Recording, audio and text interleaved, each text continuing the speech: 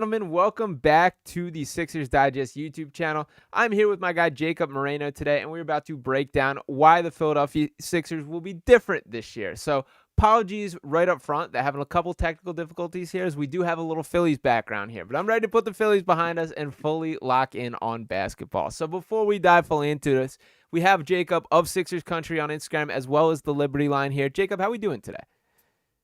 I'm doing great. Kind of trying to cope from that game four loss, Yeah.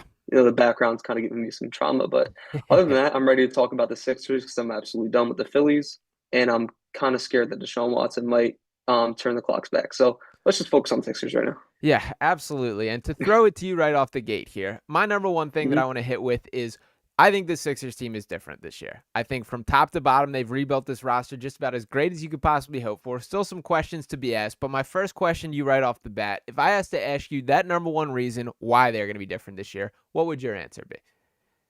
I think I touched on it in the episode we did about a month ago. It's just they're a modern NBA team now. They have a bunch of wings who can play on both ends of the ball. We saw a little bit against the New Zealand Breakers in the first half with Caleb Martin, Kelly Oubre, and even Maxey a little bit. He wasn't terrible. Like I saw them all play great defense, just like mesh as a unit, be able to navigate through screens, switch. Granted, it was an overseas team, but I really did like what I saw. And I think the biggest reason is definitely that versatility. And obviously, with the depth with Yabusele, they just have a lot of different options to do, whether they want to do small ball, whether they want to switch. There's just like a lot of fun stuff for Nick Nurse to play with this preseason and throughout the season as well. Yeah, absolutely there, and very excited to see him face some real NBA competition tomorrow. We will get the debut of Paul George, fully getting a look at him in a Sixers uniform. This is something that I'm not overly worried about as far as from a fit perspective. To me, I'm thrilled about the concept of having a true guard in Tyrese Maxey, a true wing in Paul George, and a true big man in Joel Embiid. To me, that's the ideal way to build in the modern NBA. We've seen teams go a ton of ways about it. The Celtics are obviously a team that have leaned very heavily on these versatile wings with Jaylen Brown and Jason Tatum now. I think it's important to have a guy like Paul George who isn't quite to their caliber, but at least a guy that is in that vicinity from a matchup standpoint and can face off with them. What's your level of concern, Jacob, when you gauge kind of like how quickly this can fully gel together, and if this isn't the fully compatible trio that we think it is? So I think Paul George in general is one of the most portable stars in the league, being the Yes. versatile wing that he is. So honestly, I think the fit will be seamless, especially along Joel Embiid and Tyrese Maxey. Nick Nurse did mention like there's a bunch of ways he can use them, whether it's a ball handler, a post up player. So I think there's definitely going to be some growing pains, just kind of Nick Nurse trying to dictate how he's best used. Personally, I believe he'll be best used as a secondary ball handler. And I'm sure Nick Nurse, we saw heavy motion in that game versus the Breakers, and Yeah. I'm sure Nick Nurse will dial up a lot of off-ball actions to get George open in the mid-range and beyond the arc. So, like as I said, he's extremely portable. He can do anything as a three-level scorer. He's a decent playmaker, capable ball handler, still a plus defender at this stage of his career. So I think overall fit-wise, it'll be fine. It'll just be some inevitable growing pains along the way. Yeah, totally agree there. And we did get this quote. I think there was a bit of a too much reaction for this. Not that. It was technical difficulties all over the place here. But we did get this report here from Daryl Morey that met down, and he said the quote, we were taking what we thought was the best plan in signing Paul George to keep ourselves in title contention, but definitely it was a risky plan. They don't always work out, but we feel like all other plans were worse. So I think people have read into this a bit more than is probably the case. In all honesty, I think this is just how Daryl Morey's brain works, is he thinks in calculation, thinks this is the best percentage, this upgrades our chance of winning by this margin, whatever the case may be, a very mathematical brain there. Did you take anything towards him referring to it as a risky move, and do you think that's a fair assessment in your mind? I wasn't able to get the full article because I don't have a time subscription, so I don't know the full context of it. But I don't know. I think calling it risky was a little bit odd. I'm sure Daryl meant nothing by it, and I'm Yeah. sure Paul George isn't taking anything by it. But still, I don't think it's the best thing to say when the big three hasn't even played a game yet. And also in terms of being risky, I think I saw someone said like the full context was they don't know if Paul George would sign, so they didn't want to put their eggs in one basket. And if that's the case, I understand. But overall, I don't know. But like as you said, Daryl Morey does like kind of talk like as he's thinking. Yeah. So I think it's fine, but I personally wouldn't want to plant any seeds of doubt whatsoever when Embiid, Maxey, and George haven't even played a single game yet. Yeah, that's pretty much where I'm at as well. Is like I understand it again. I think this is more just Daryl talking as Daryl, and in general, I think we've all been pretty complimentary of this is probably the most forward-facing general manager in sports. That this is a guy that is constantly doing his media rounds and facing the music a lot more than a lot of guys do, which I think in general is a something that I would praise. That I think more general managers should do that. Should be forward-facing in this way. At this point in time, I'm okay with Daryl Morey taking a back seat. That let's just see everything on the court. Let's see how this works. But there were a couple other quotes that I did want to dig into on that particularly, and this one did mean something to me from the same article here. And it says, and shout out to Sixers Galaxy for all the transcriptions here. They tweet out, quote, "Now, the 76ers add George into the operation. He and Embiid already have a relationship. The Sixers star center was a key part of George's recruiting effort. Their bond is already tight enough that Morey believes Embiid may have waited on signing his mammoth 3-year extension if George had not come to Philadelphia." So this is something that I did think was important. I've been critical of Joel in past years for not being kind of the active recruiter that we see. When you think about how these super teams form, it generally always starts from guys that either spark up a friendship or a desire to play with each other, and that's kind of what leads that pathway to opening. With Paul George, he kind of quietly has taken that route, that they've built up a relationship at all-star games, made conversation, and ultimately Paul George clearly trusts him. PG's been very complimentary of Embiid on his podcast and that type of thing there. And I do think that last bullet point about him potentially delaying the extension if a deal was not done is really noteworthy there, because we could have been walking down or looking into a far darker outlook for this Sixers team if things did not come together. So what's your takeaway from that, Jacob? I definitely think the most important part of that was Daryl's doubt that he would sign an extension if they didn't get Paul George. Heading into this offseason, we all stressed that like this is a make or break offseason. There was no excuses. Tobias Harris' contract was off the books. We had like what 60 plus million in cap space. Yeah. So I know a lot of people like were skeptical about handing Paul George that much money at his age, but as Daryl Morey said in that other quote, it was a risky plan, but it was the best one. And I think that, maximizes your window. It's not the best long term like a Brandon Ingram would have been Sure. or anything like that, but it gives you the best chance to win now. And that's what Embiid's been stressing that he wants. And also along with the fact with that, like they're trying to win now, he has a multi-year contract. And Embiid has always stressed continuity. He's stressed continuity since the Al Horford, Josh Richardson days. So Yeah. to finally have some sort of stability of a big three, I think that was also a big reason why Embiid felt like he was secure enough to sign that extension too. So.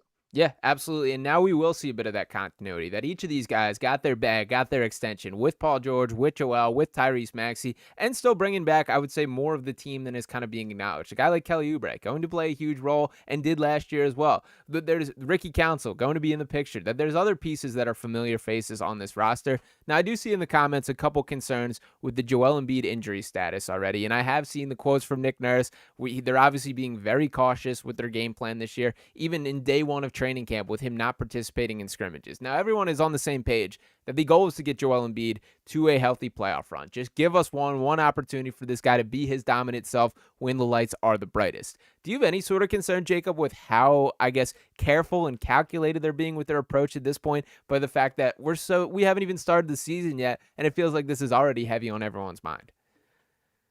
I think people honestly need to relax and chill. When you look at it in the grand scheme of things, they're about to play a non-televised preseason game in Iowa. Uh-huh. So, like, I don't think playing Embiid there is important if his body really isn't like 100,000% ready. I'm loving this approach that they're taking because, throughout the past few seasons, Embiid's wanted to play as much as possible, and look what that resulted in. Obviously, not by his own fault, but just, his body, how much of a toll it is to be that guy who averages like 30 plus points a game every night just to win a game. So yeah, I love this approach. I love that they're being cautious.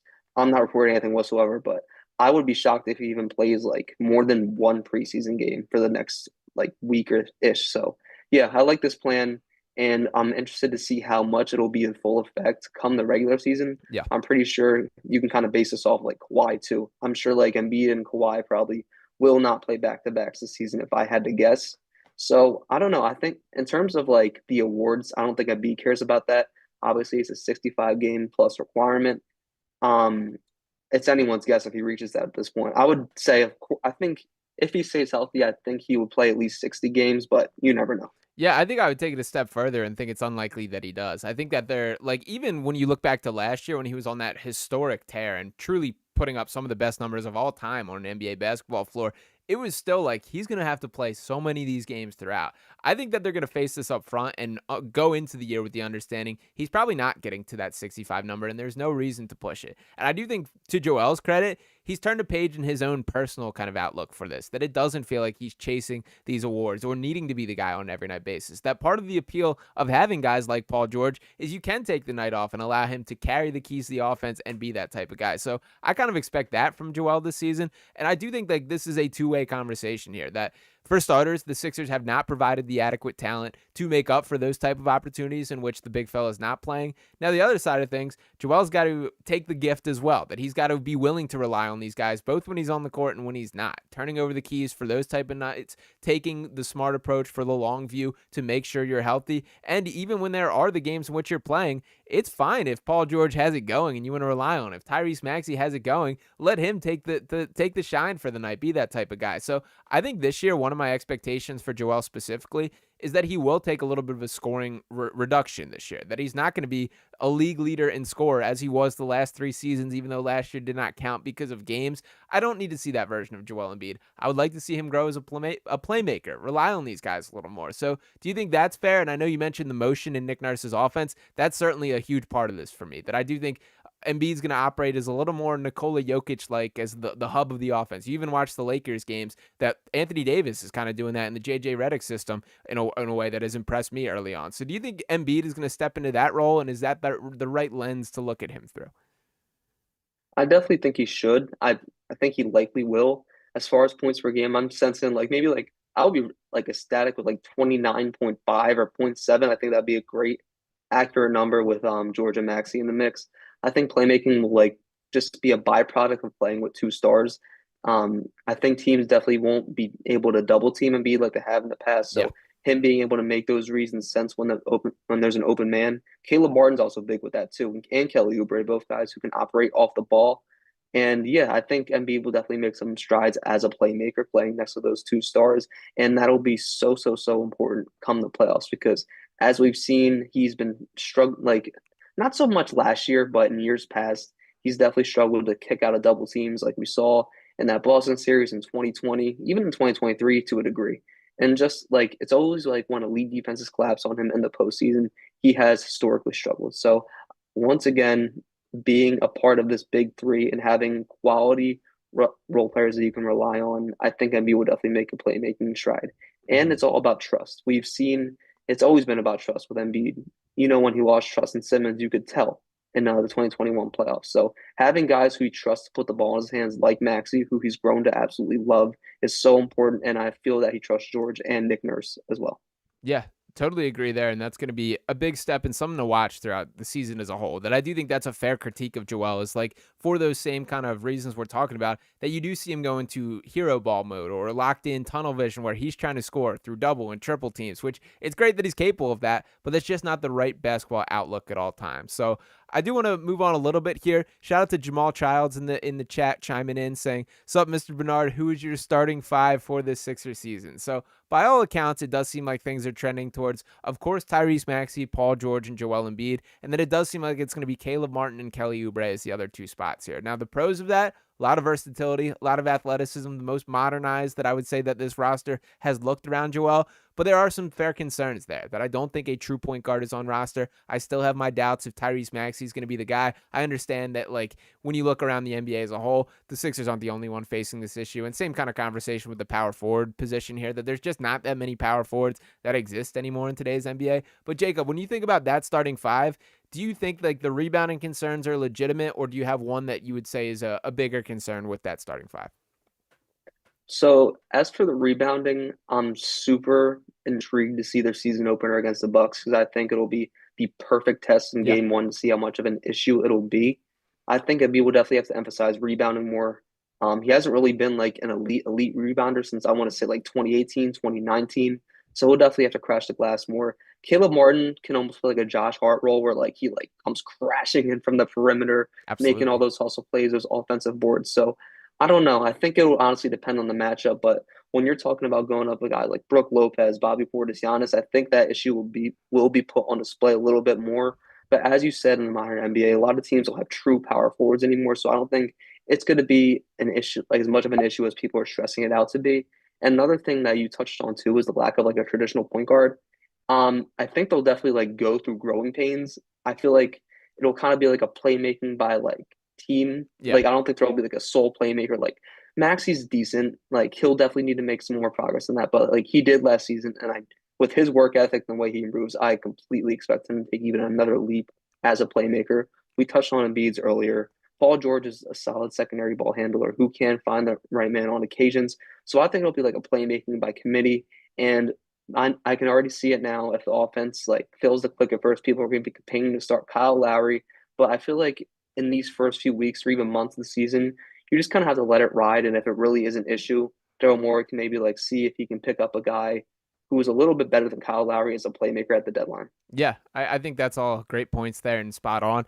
The Lowry's been a more controversial figure than I expected to be the Mm. case. So, like, my honest takeaway on this is I think both these things can be true. That Kyle Lowry can still help a contending team, and that the role that he had last year was far too big for him. Now, in fairness to the Sixers, that was not his expected role when he came to Philadelphia. There was a guy named DeAnthony Melton that would have been playing a significant amount of minutes that Lowry would have been filling up there. I think it's great for him to continue to be sort of a mentor spot for guys like Tyrese Maxey and Jared McCain as well, as a guy that I think is going to be playing a huge part in following in his footsteps, learning from him. Lowry's been a guy that he's acknowledged right at the forefront of as a player he's modeled his game after and watched throughout the entirety of his lifetime. And it is nice to have a guy who, when you look around the league, he's about as traditional a point guard as you can still find. There's still the Chris Pauls and other guys floating out there as well. Mike Conley, I'll throw in the mix here. But Kyle Lowry is that type of dude. So that's an option that Nick Nurse can go to. And to be perfectly honest, I think the Nick Nurse effect has been undersold on this team. That when you look at their shortcomings last year, certainly was not coaching, I feel. I think Nick Nurse now has the tools where he can build this team into a championship contender. And I think people are underselling how much of an advantage that may be.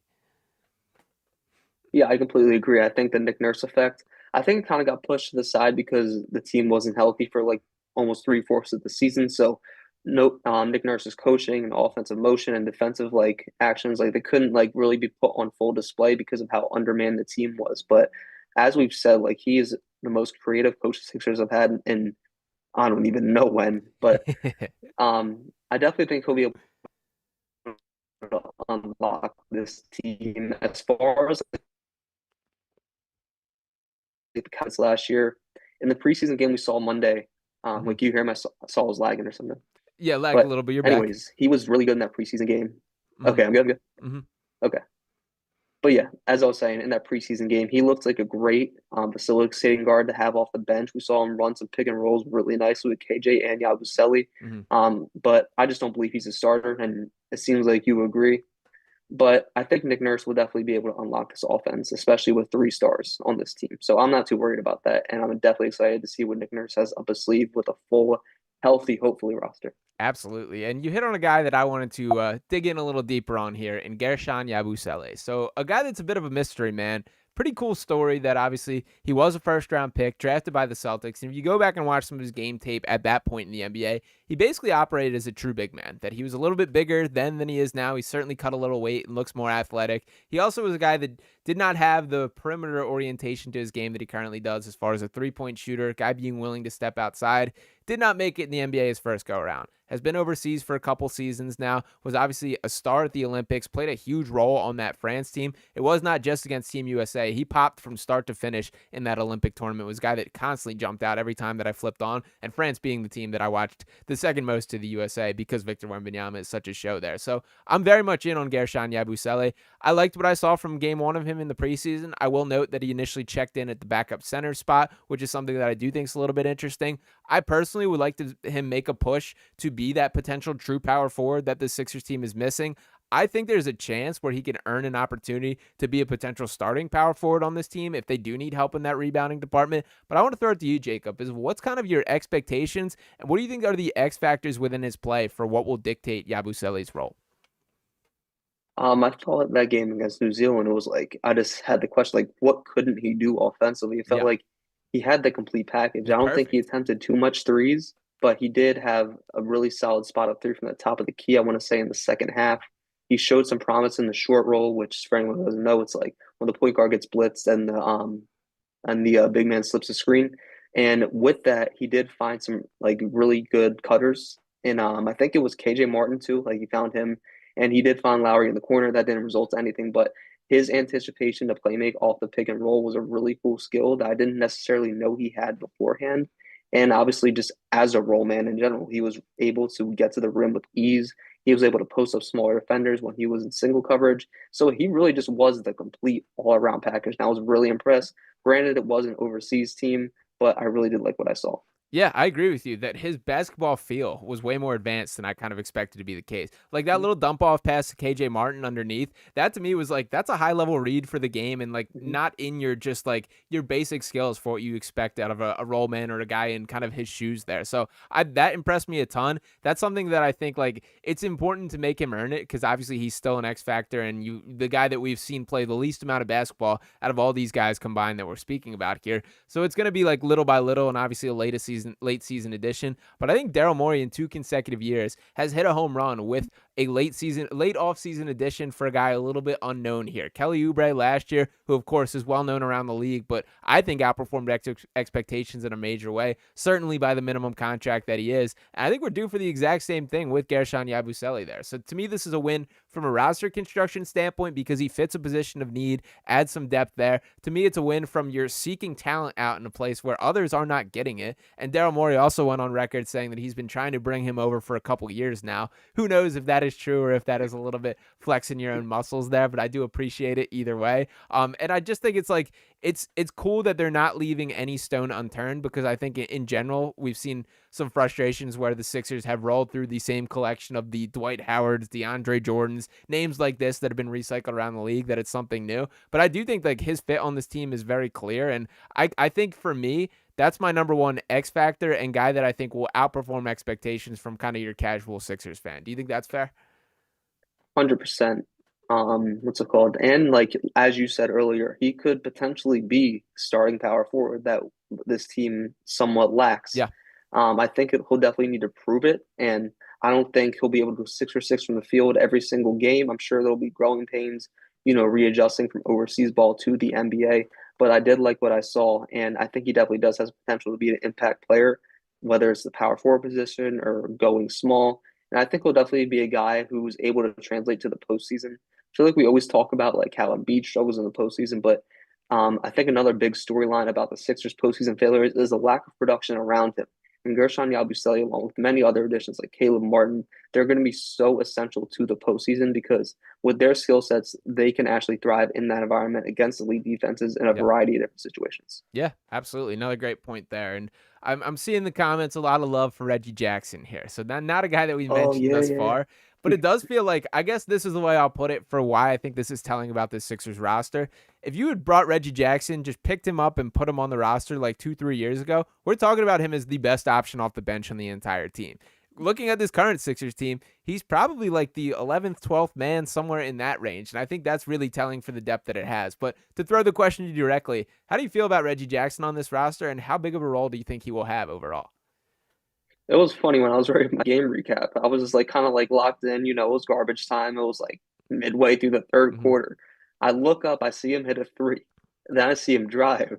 And then I see him hit another three. I'm like, oh my God, he is going off right now. He's cooking. I think he finished with 15 points on like 85% efficiency from the field. Yeah. That was certainly, I mean, granted, like I said, it is New Zealand, but I was not expecting that kind of pop off from Reggie Jackson. Obviously, he won't be able to do that every night coming off the bench, but I've stressed so much time since we got him. I'm really intrigued with how Nick Nurse will manage Lowry and Jackson. And I think I even touched on it the last time we did this. I think it's just whatever the team needs at the moment from Yeah. the reserve unit, whether they need like quick scoring bursts. I think Reggie Jackson would be the guy to do that. Or if they need to get things in order and kind of like run some motion plays, then obviously it's Kyle Lowry. So I don't know if Reggie Jackson will be like a consistent guy we see every single game, but if he's able to kind of have that role as like, a guy who can like quickly score like 7 points and kind of get the momentum back, then that'll be amazing.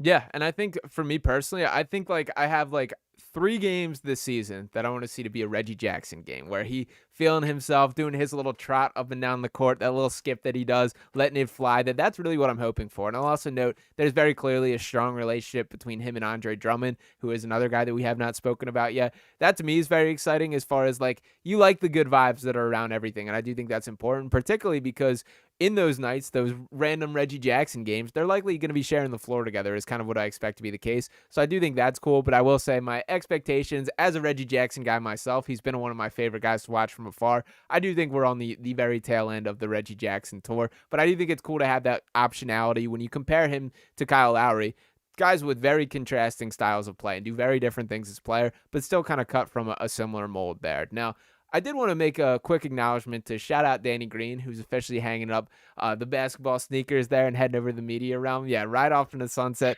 a role player Hall of Famer, no doubt about it. I think like Danny Green is a guy who fits kind of the same category of players the Sixers have targeted. I think Kyle Lowry cut from that same mold, Reggie Jackson cut from that same mold. But any words for Danny Green before we keep plugging along here? I remember when I first heard the trade. It was for Al Horford, Danny Green. I think like a second round pick was involved in cash. I started jumping up and down like I was Jordan in 1988. I was ecstatic. Yeah. And Danny Green was just a really solid guy for this team for a few years. He was always reliable, great locker room guy, had a great relationship with Joel Embiid. You're just like a perfect example of a 3 and D player who brings winning experience. And of course, I think every Sixers fan who watched that team in 2020, 2021 remembers that moment where he flexes 3 rings after the game where he shot like over 10. But yeah, he was just like exactly what this team needed for a good amount of time.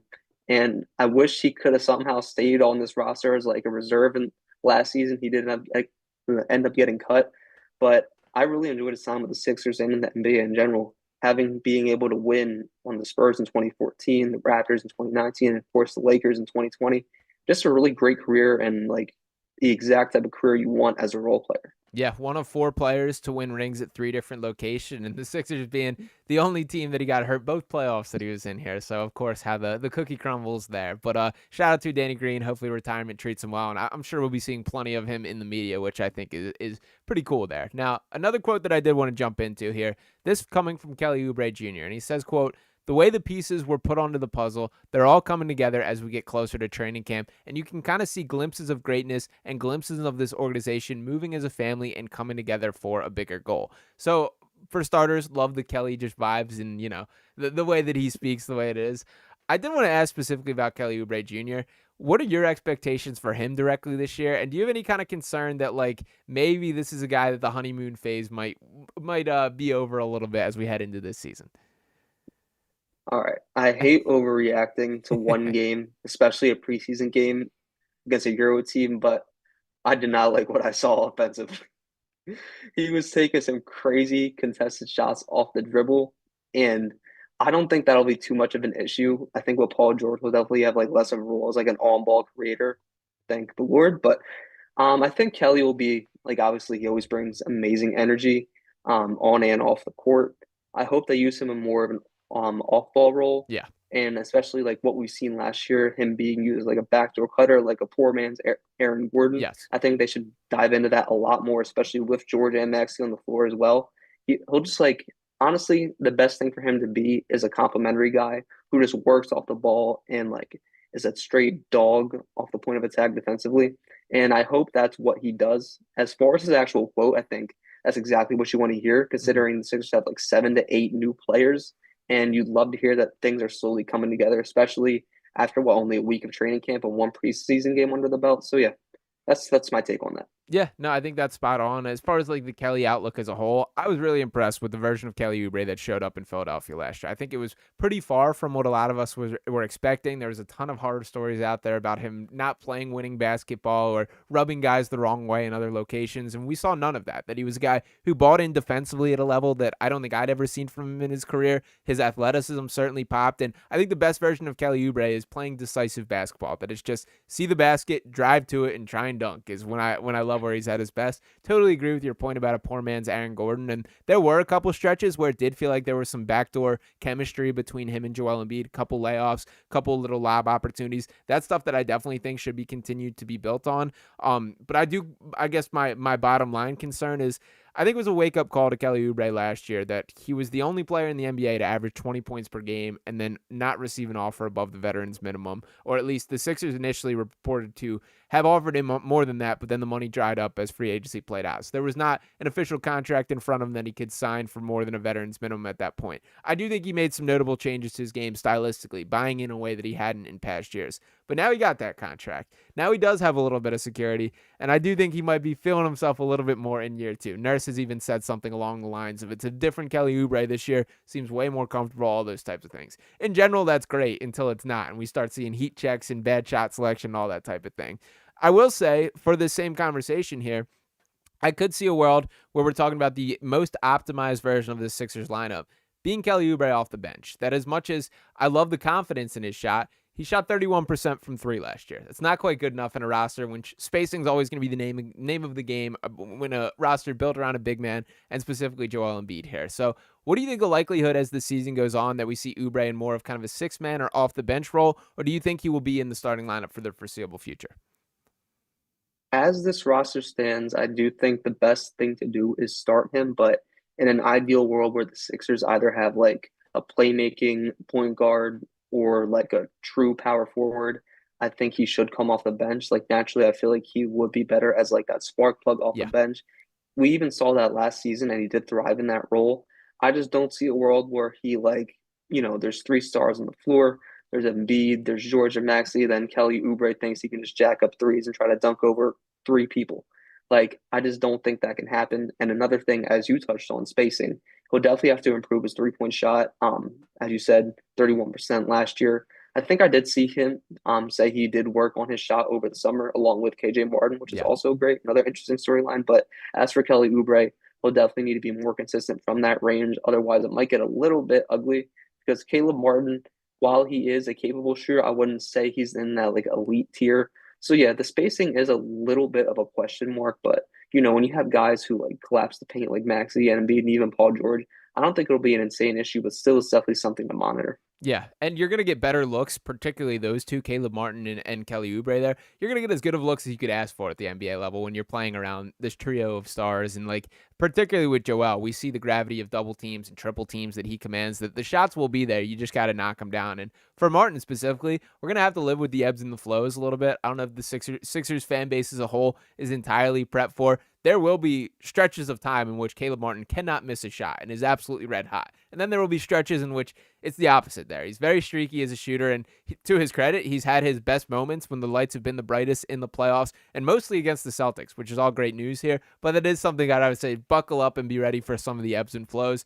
They're role players because that's what they do. Like if Caleb Martin could shoot at his peak for the full time, he would not be on the Sixers right now. He'd be having a max He contract. wouldn't be making $8 million. Yeah, wouldn't be making $8 million for sure. So we'll see how that all plays out. Now, a name that I did want to bring into the conversation here that I don't think has gotten nearly enough attention this offseason is Eric Gordon. Eric Gordon's a guy that it wouldn't shock me if he makes a push for that starting shooting guard spot if Oubre's the guy into a six-man role or coming off the bench. Do you think Eric Gordon's still got anything left in the tank, or what do you think his role is going to be this season? I will say I like what I saw from him in that preseason game. He offered a little bit of versatility as an offensive player. Yeah. I saw him collapse the paint a few times, try to create looks, and I also saw him capitalize off of spot-up shots as well. So we'll see how consistent he is because he is on the wrong side of his 30s at this point. What is it, like 35, 36? 35, something yeah. like that. Yeah, so I don't think he'll be too consistent, or consistent enough to where he like warrants a starter spot. I think if he would be, that would be absolutely amazing. And if that's the case, then maybe you have the conversation about, making Kelly Oubre like the six-man type of guy. But I don't know. I just don't see him being that consistent. But I think he will be a really good wing for this bench unit. Yeah, I mean, I think the number one thing that jumps out to me about him that I'm excited about is, in general, the Sixers have had a lot of guys who, as three-point shooters, are kind of like the toe-on-the-line type three-point shooters. Tobias Harris, a firm example of that, of a guy with very little extended range.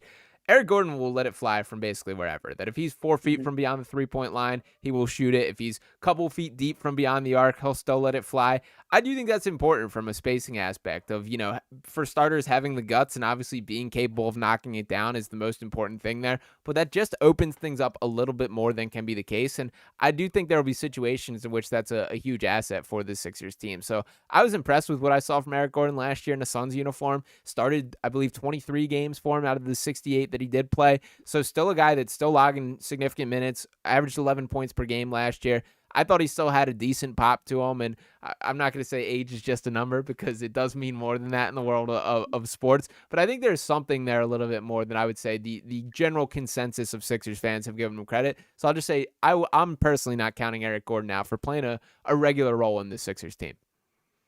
Yeah, I can 100% agree with that. So the next direction I want to go with this, we touched a little bit on KJ Martin. I kind of want to phrase this in a two-part question with KJ Martin and Ricky Council the fourth connected here. So players with similarities as far as their characteristics for sure, but I would say a pretty different outlook for their futures. We know what's looming as far as the KJ Martin contract and how he does seem to likely be kind of a human trade chip at this point in time and is going to be around until the trade deadline. My question being more, do you think that they try and showcase KJ Martin to an extent to boost that trade value?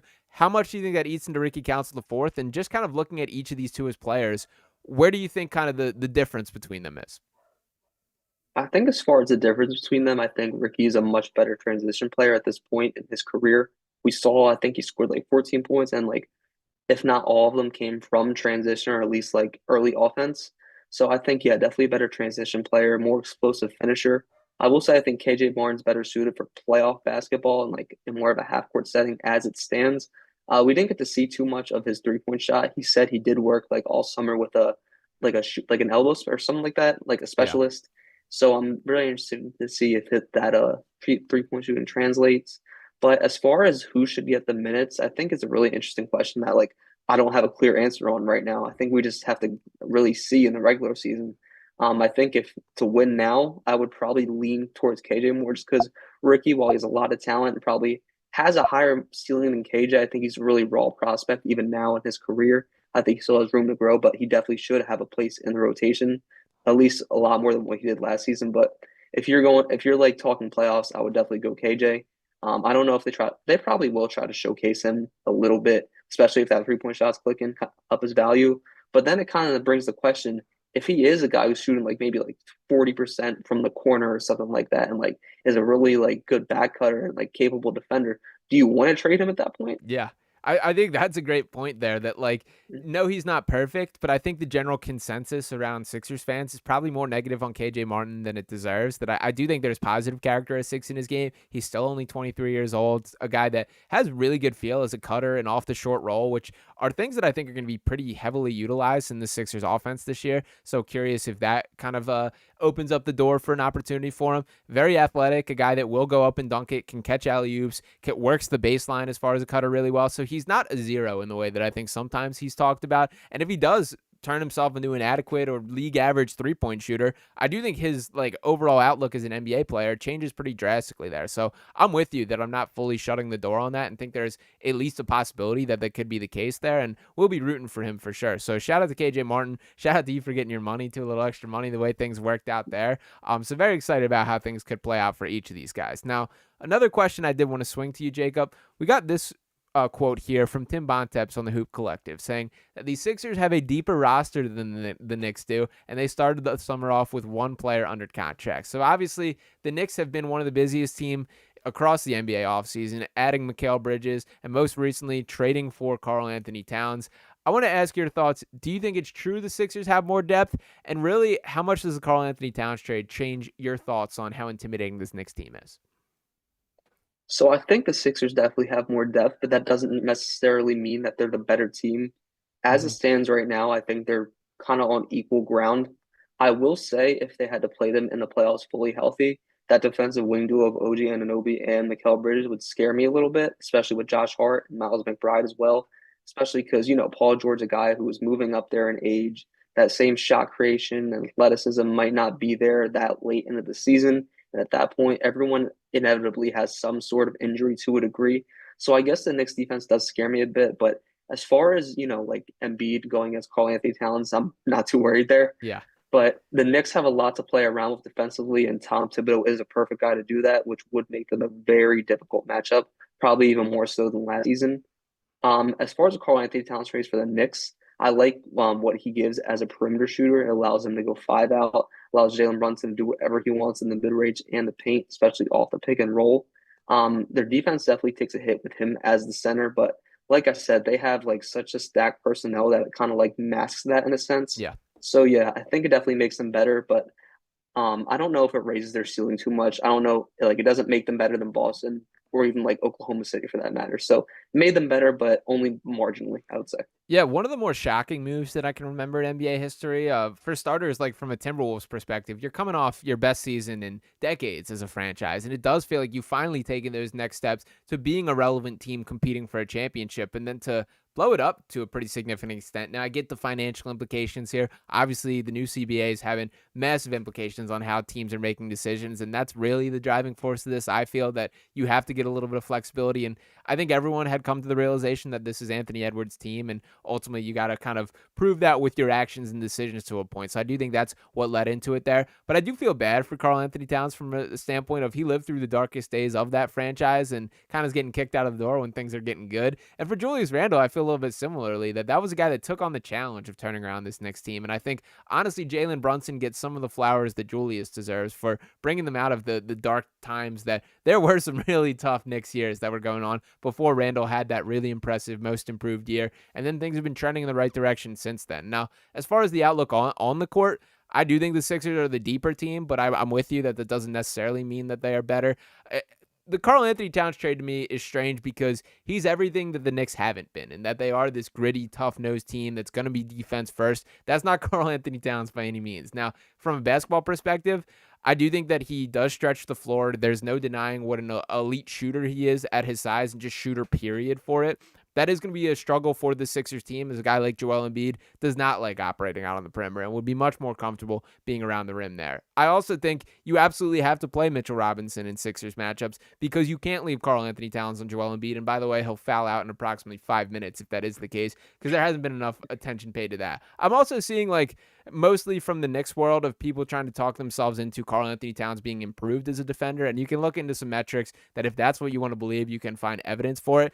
To me, the only reason the metrics look better is because you're playing next to Rudy Gobert, man, that you weren't asked to do what you are currently going to be asked to do in a Knicks uniform. So I still think he's a pretty below average defender from center standards, and particularly against Joel, that's a huge issue. So I almost feel like my biggest doubt on this Knicks team is I question their top end talent, that Jalen Brunson is that guy. I still think there's going to be so much on his plate that's kind of unsustainable from a huge outlook here.